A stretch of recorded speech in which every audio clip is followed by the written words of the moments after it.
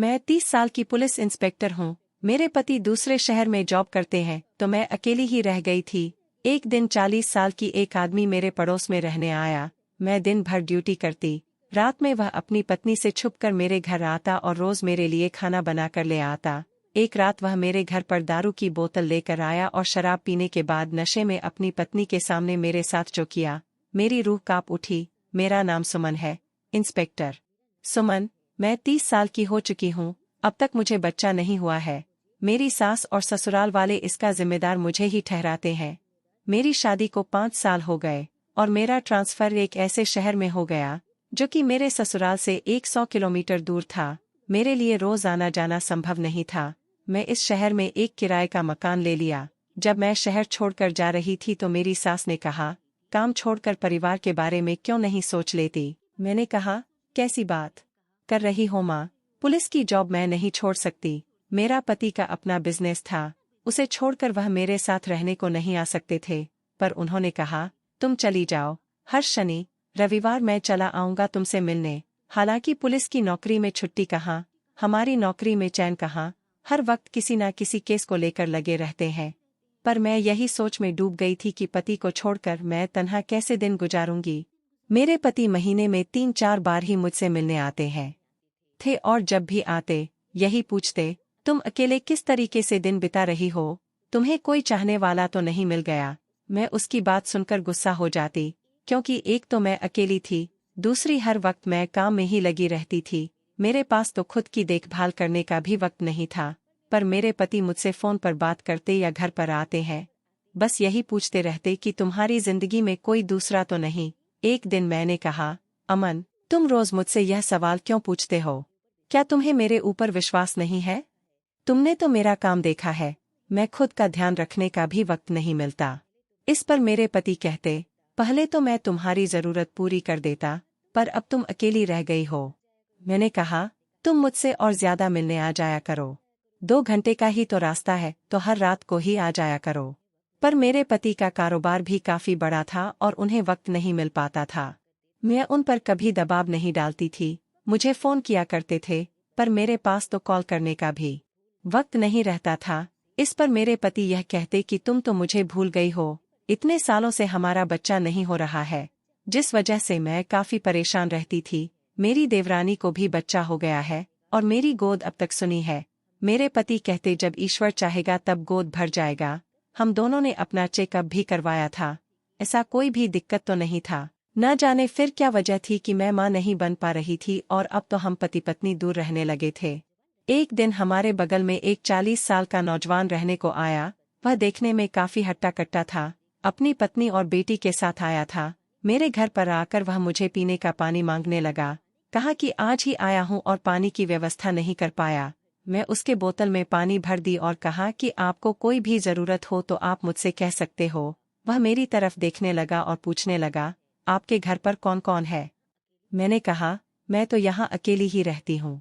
इस पर उसने पूछा, आपने शादी नहीं की? मैंने कहा, मेरे पति यहाँ से दूसरे शहर में रहते हैं और मेरी यहाँ पोस्टिंग हो गई है, मैं पुलिस इंस्पेक्टर हूँ।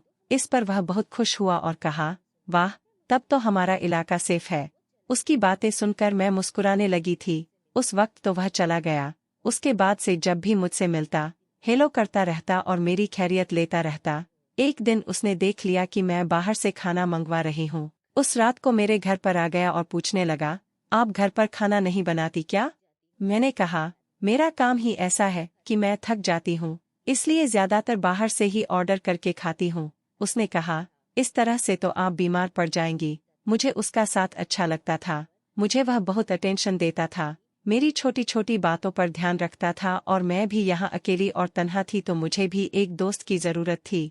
इसे तो पुलिस में भी मेरे बहुत सारे दोस्त हैं, पर उनके साथ काम का ही बात चलता रहता है और मुझे रिलैक्स होने के लिए भी एक जगह चाहिए जो कि इस आदमी समीर से बात करके मुझे होती थी।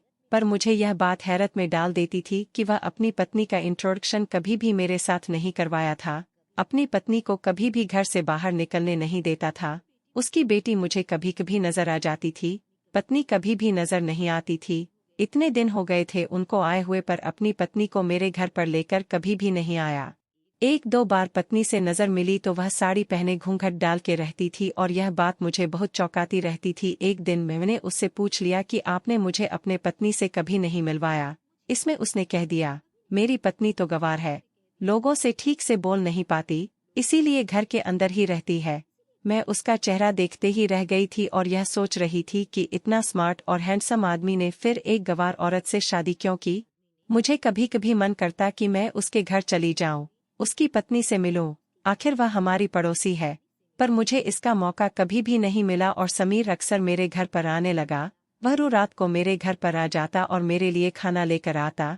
जब मैं खाती थी तो वह मुझे बैठकर देखता रहता और मुझसे बात करता रहता था और खाना खत्म होने के बाद वह अपना बर्तन धोकर उसे लेकर चला जाता। वह मुझे तरह तरह की बातें करता था, कभी एक्सरसाइज की, कभी किसी शहर की, कभी आसपास की, कभी कोई न्यूज़ की और अक्सर मेरी खूबसूरती की तारीफ किया करता था। एक दिन उसने मुझसे पूछ लिया कि आपके बच्चे, उसके सवाल। मैं उदास हो गई और मैंने कहा कि मेरा अब तक बच्चा नहीं हो पाया और अब तो मेरे पति भी दूर रहने लगे हैं। उसने पूछा, फिर आप अपना अकेलापन कैसे दूर करती हो? आपकी भी तो अपनी जरूरत होगी ना? उसकी बात सुनकर मैं काफी घबरा गई। इस तरह का सवाल अब तक मुझसे किसी अनजान मर्द ने नहीं पूछा। मेरे पति अक्सर यह सवाल पूछते रहते हैं, पर मेरा डिपार्टमेंट में काम करने वाले लोग या मेरे आसपास के लोग कभी यह सवाल नहीं किया, जबकि सबको मालूम है कि मैं यहाँ अकेली ही रहती हूँ। आखिर उसके दिल में मेरे लिए क्या है? यही सोच में मैं पड़ गई थी। मैंने कहा, फिर चलिए, एक दिन आपकी फैमिली और मैं मिलकर कहीं पिकनिक चलते हैं। यह बात मैं घुमाने के लिए कही थी। दरअसल मैं उसकी पत्नी को देखना चाहती थी। मोहल्ला के लोग अक्सर कहते हैं कि समीर अपनी पत्नी को छुपा कर रखता है। आसपास की कई औरतों ने मुझसे कहा कि जरूर कोई बात होगी। उसकी पत्नी जब घर पर अकेली रहती है तो दरवाजा तक नहीं खोलती। यह बात मुझे भी सोच में डाल देती, आखिर वह अपनी पत्नी को ऐसे क्यों रखता है? मोहल्ले वाले ने उसकी बेटी से भी यह सवाल किया था तो बेटी चुप हो जाती और वह किसी से कुछ भी बातें नहीं करती थी। मुझे शक होने लगा था, क्योंकि एक बार मुझे उसकी बेटी अकेले में मिल गई थी और मैंने उससे पूछा था, तुम्हारी मम्मी कहाँ है? इस बात से वह बिल्कुल चुप हो गई थी। मैंने उससे कहा, घबराओ मत, मैं अच्छी आंटी हूँ, पुलिस आंटी हूँ, बताओ। उसके चेहरे में एक खौफ नजर आया। वह दौड़ती हुई अपने घर चली गई थी। एक दिन मेरे पति ने पूछा, सच सच बताओ, तुम्हें कोई अच्छा लगता है या नहीं? मैंने अपने पति को समीर के बारे में बताया, पर मेरे पति इस बात को सुनकर जलने लगे। कहा कि तो तुमने अपने दिल की जगह समीर को दे दी। मैंने कहा, हमारे बीच में ऐसा कुछ नहीं है, पर मुझे उस आदमी पर शक होता है। पर तुम फिक्र मत करो, मैं पुलिस वाली हूँ, मैं अपना ध्यान रख सकती हूँ और कोई भी आदमी मेरे साथ कुछ गलत नहीं कर सकता। मेरे पति समीर के बारे में पूछने लगे। उसकी पत्नी के बारे में बताया, जो कि हमेशा घर पर ही बंद रहती थी, और उसकी बेटी जो बहुत ही खौफ में जीती थी और किसी से बात नहीं करती थी। मेरे पति यह बात सुनकर घबराने लगे। मैंने अपनी पति को कहा, मुझे समीर अच्छा लगता है, पर मुझे महसूस होता है कि कुछ ना कुछ गलत है और बस मैं इस राज का पर्दा उठाना चाहती हूँ।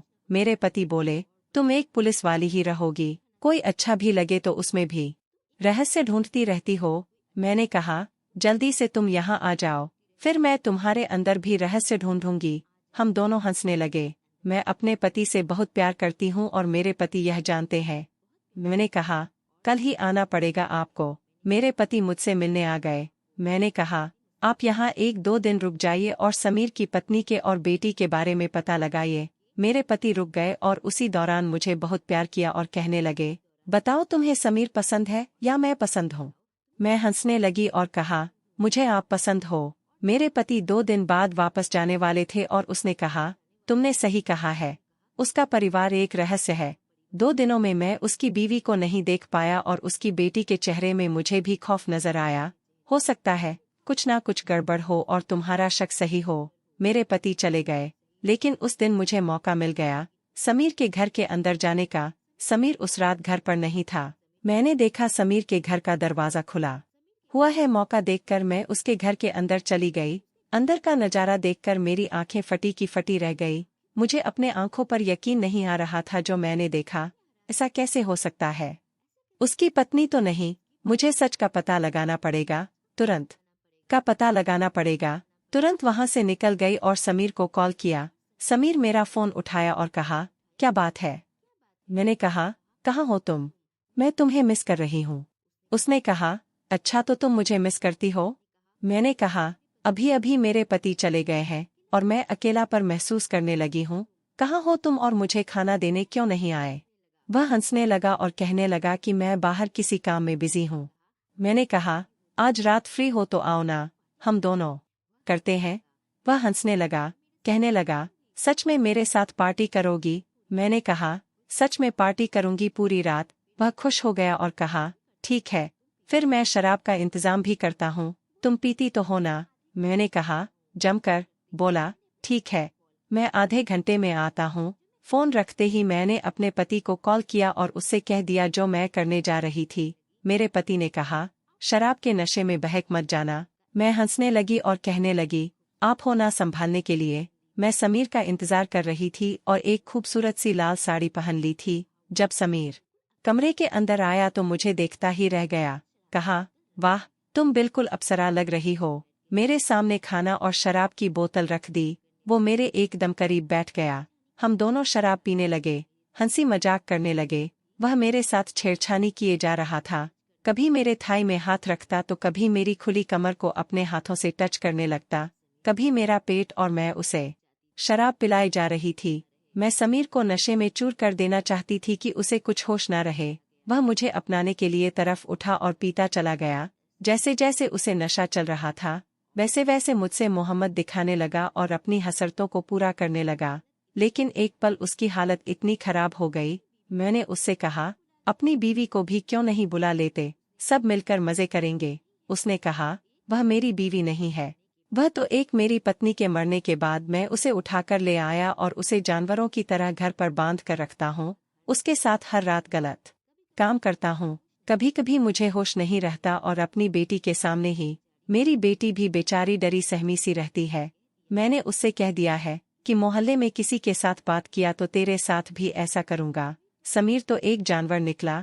जब मैं उसके घर पर गई थी तो मैंने देख लिया था कि उसने उस औरत को बांध रखा हुआ था जिसे मैं उसकी पत्नी समझती थी। उसकी हालत बहुत बुरी लग रही थी। मैंने उसे खोल दिया था और उससे कहा था कि घबराओ मत, मैं तुम्हें बचा लूंगी, और वह मेरे पाँव पकड़कर रोने लगी थी।